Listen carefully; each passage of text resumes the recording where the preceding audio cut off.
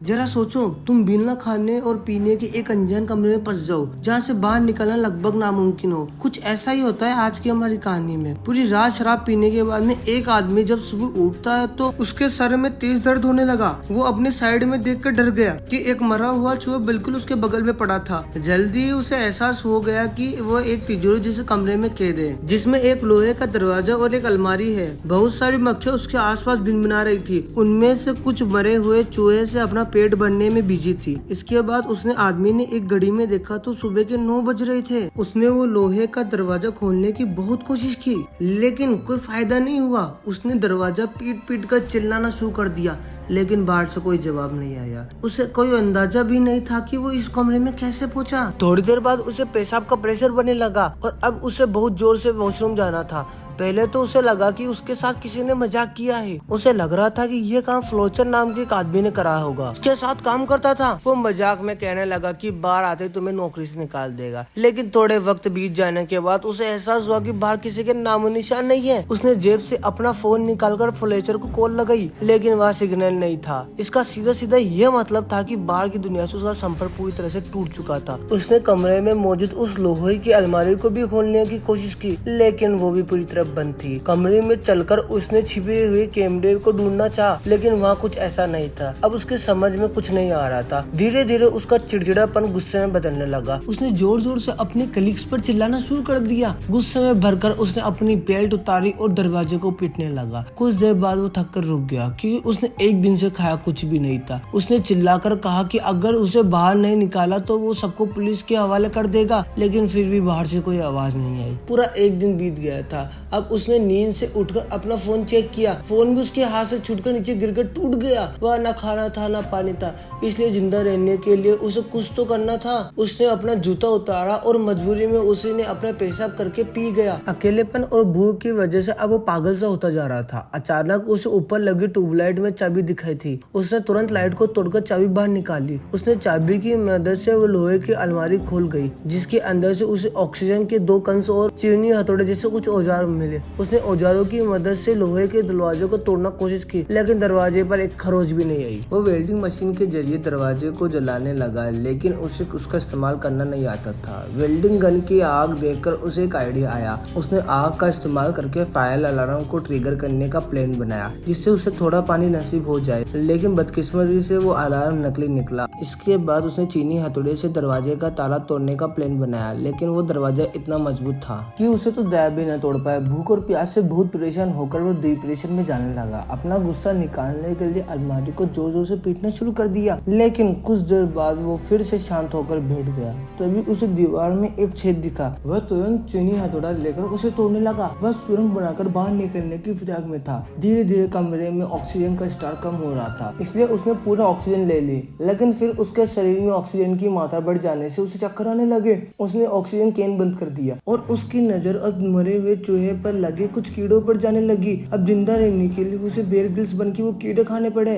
पेट पूजा के बाद उसने सुरंग बनाने का काम जारी रखा। काफी मेहनत के बाद उसे वो छेद बड़ा कर दिया और उस दीवार के अंदर मौजूद लोहे के सरिये दिखाई देने लगे। उसने वेल्डिंग गन की मदद से वो लोहे के सल काट दिए और दीवार को तोड़ना जारी रखा। कुछ ही देर में वहाँ से रोशनी आने लगी जिसे देखकर वो खुश हो गया। अब छेद इतना बड़ा हो चुका था कि वो उससे सर बाहर निकाल पाए लेकिन जैसे उसने दीवार के बाहर गया उससे पैरों तले जमीन खिसक गई। वो बाहर की दुनिया में नहीं बल्कि वैसे ही एक और कमरे में आ चुका था। उसकी सारी मेहनत बर्बाद हो गई। वो निराश होकर पागलों की तरह लोहे के दरवाजे को पीटने लगा। थोड़ी देर बाद शांत होकर उसने इधर उधर नजर दौड़ाई और कमरे के कोने में एक लाल रंग का ताबूत रखा था। उसने उस ताबूत का ढक्कन हटाया और उसके अंदर से एक सुंदर सी लड़की को देखा। उसकी आंखें खुली की खुली रह गई। वो मरी हुई तो नहीं लग रही थी तो शायद गहरी नींद में सो रही होगी। जब उसे आदमी ने लड़की को जगाया तो बुरी तरह से डर जाती है। जब उसने उससे बात करने की कोशिश की तो पता चला कि वो एक दूसरे की भाषा नहीं समझ पाते थे। लड़की डरकर उसी पुराने कमरे में जाकर छिप गई। उस आदमी ने उसे कुछ समझाने की ताकत बिल्कुल भी बची नहीं थी इसलिए उसने ताबूत में ही सोकर रात गुजारने का फैसला किया लेकिन बीच रात में ही डरी हुई लड़की आकर उसको जगा दिया। आदमी को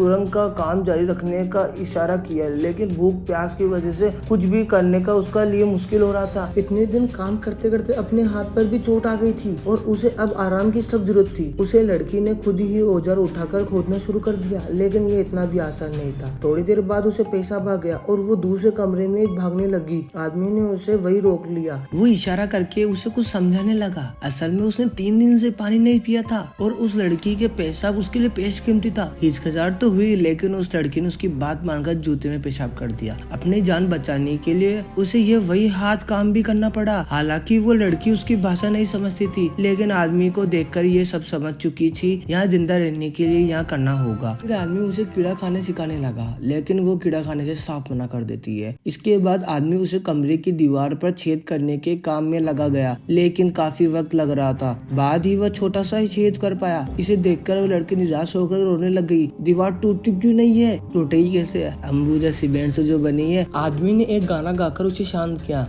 और वह उसके साथ गाने लग गई। तभी गलती से उस आदमी के हाथ पर हथौड़े की लग गई। लड़की ने तुरंत अपने सर का कपड़ा निकाल कर उसके जख्म पे लगा दिया। देखते ही देखते उनमें दोस्ती हो गई। दोनों इकट्ठा काम करने लगे। अचानक लोहे का दरवाजे का ताला अपने आप घूमने लगा। दोनों भागकर उसकी तरफ गए, लेकिन ताला फिर से वैसे जैसे हो गया। काफी देर ट्राई करने के बाद उन्हें समझ आ गया कि जब तक दरवाजे की तरफ पीठ करके नहीं बैठेंगे ताला नहीं खुलेगा। वह धीरे धीरे पीठ पीछे करके दरवाजे के करीब पहुंचे। आखिरकार इस तरकीब से दरवाजा खुल गया और दोनों तीसरी कमरे में तक पहुंच गए। बदकिस्मती से ये भी वैसा ही कमरा था जहाँ एक खाली कब्र रखी गई थी और पहले जैसा ही लोहे का दरवाजा भी था। लड़की ने समझदारी दिखाई और जल्दी से पिछले कमरे में सारे औजार उठा के लेकर आ गई। उन्होंने इस दरवाजे को भी पहले की तरह खोलने की कोशिश की, लेकिन वह जो भी करते दरवाजा बंद ही रहता। उनके पास कब्र खोदकर सुरंग बनाने के लिए कोई भी रास्ता नहीं था। उस आदमी के शरीर में बिल्कुल भी जान नहीं बची थी। वह चक्कर खाकर गिर पड़ा।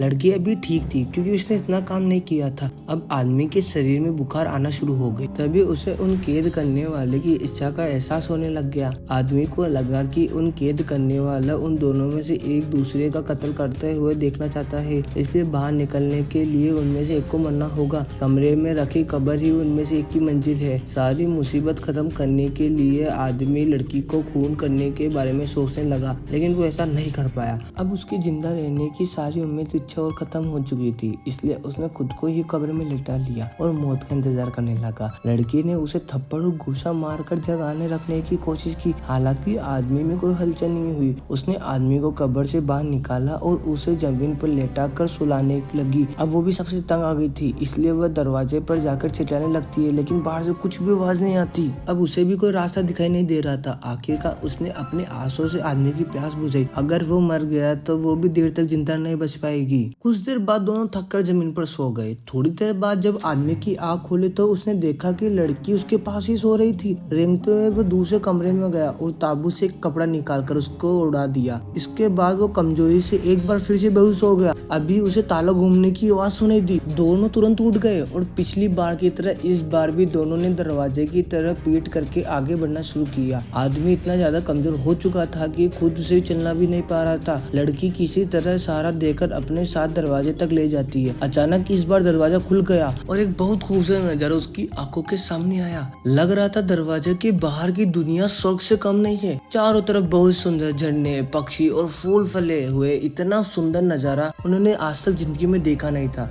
दोनों ने एक दूसरे की तरफ देखा और एक मुस्कुराया। इन लोगों ने इतने मुश्किल झेलने के बाद आखिरकार वो इतना खूबसूरत अंत मिला। अगर तुम्हें ऐसे सिचुएशन में पटक दे तो तुम क्या करोगे? और जल्दी से कमेंट में जरूर बताना।